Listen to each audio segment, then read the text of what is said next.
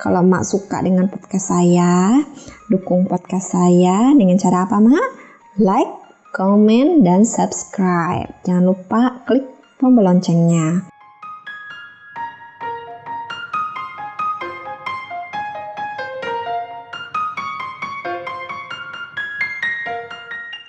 Kita jumpa di podcast Curhatan Mak Hijabar.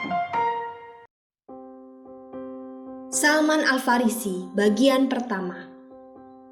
Arsitektur perang, ahli siasat perang. Pahlawan kali ini datang dari Persia. Dari Persia inilah nanti akan ada banyak orang mukmin yang berkepribadian istimewa, baik dalam bidang ilmu agama maupun ilmu sains teknologi. Salah satu keistimewaan dan kebesaran penerapan Islam adalah setiap ia masuk ke suatu negeri, maka bangkitlah setiap keahlian yang ada. Penerapan Islam akan menggerakkannya segala kemampuan serta menggali bakat-bakat terpendam dari warga dan penduduk negeri itu. Hingga bermuncullah filosof-filosof Islam, dokter-dokter Islam, ahli-ahli falak, ahli-ahli fikih Islam, ahli-ahli ilmu pasti, dan penemu-penemu mutiara Islam lainnya. Ternyata banyak orang-orang hebat yang berasal dari setiap penjuru dan muncul dari setiap bangsa, hingga masa-masa pertama perkembangan Islam yang penuh dengan tokoh-tokoh luar biasa. Perkembangan yang penuh berkah dari Islam telah lebih dahulu dilamalkan oleh Rasulullah SAW. Bahkan beliau telah menerima janji yang benar dari Allah Subhanahu wa Ta'ala. Pada suatu hari, diangkatlah baginya jarak memisah dari tempat dan waktu, hingga disaksikannya lah dengan mata kepala panji-panji Islam berkibar di berbagai kota di bumi ini. Salman Al-Farisi turut menyaksikan hal tersebut, karena ia memang terlibat dan mempunyai hubungan erat dengan kejadian itu. Peristiwa itu terjadi saat Perang Khandaq. Beberapa orang pemuka Yahudi pergi ke Mekah untuk menghasut orang-orang musyrik dan golongan kufar agar bersekutu dengannya menghadapi Rasulullah dan kaum muslimin. Mereka berjanji akan memberikan bantuan dalam penentuan perang yang akan menumbangkan serta mencabut sampai ke akar-akarnya agama baru ini. Siasat dan taktik perang diatur secara licik. Tentara Quraisy dan Ghaftan akan menyerang kota Madinah dari luar, sementara Bani Quraidah, Yahudi, akan menyerangnya dari dalam. Tepatnya barisan belakang kaum muslimin. Sehingga kaum muslimin akan terjepit dari dua arah. Karenanya kaum muslimin akan hancur dan tinggal nama belaka.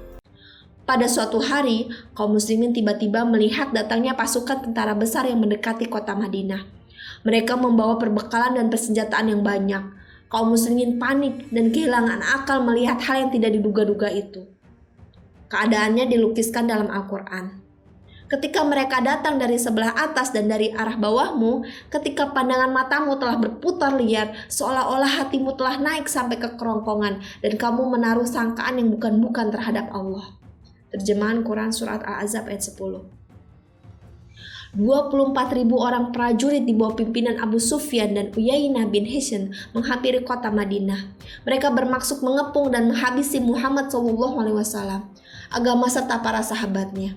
Pasukan tentara ini tidak hanya terdiri dari orang-orang Quraisy, tetapi juga dari kabilah atau suku yang menganggap Islam sebagai lawan berbahaya bagi mereka. Rasulullah mengumpulkan para sahabat untuk bermusyawarah. Tentu saja mereka semua setuju untuk bertahan dan mengangkat senjata.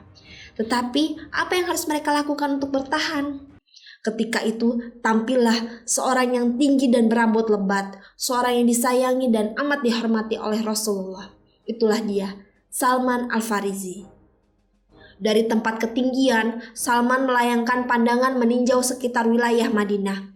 Ia dapati kota Madinah dikelilingi gunung dan bukit-bukit batu bagaikan benteng.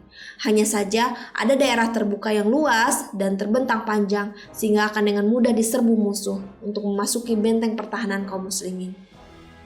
Di negerinya sendiri yaitu Persia, Salman telah mempunyai pengalaman yang luas tentang teknik dan sarana perang. Begitu pula Salman paham siasat dan lika-likunya. Maka tampillah ia mengajukan usul kepada Rasulullah, yaitu rencana yang belum pernah dikenal oleh orang-orang Arab dalam peperangan mereka selama ini.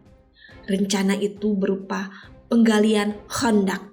atau parit perlindungan sepanjang daerah yang terbuka di sekeliling kota Madinah. Hanya Allah yang lebih mengetahui apa yang akan dialami kaum muslimin dalam peperangan itu seandainya mereka tidak menggali parit. Kaum Quraisy menyaksikan parit terbentang di hadapannya. Mereka merasa terpukul melihat hal yang tidak disangka-sangka. Kurang dari sebulan lamanya, kekuatan mereka bagai terpaku di kemah-kemah karena tidak berdaya menerobos kota. Akhirnya pada suatu malam, Allah Subhanahu wa Ta'ala mengirim angin topan yang menerbangkan kemah-kemah dan memporak-porandakan tentara mereka. Abu Sufyan menyerukan kepada anak buahnya agar kembali pulang ke kampung mereka. Mereka kembali dalam keadaan kecewa dan berputus asa serta menderita kekalahan pahit.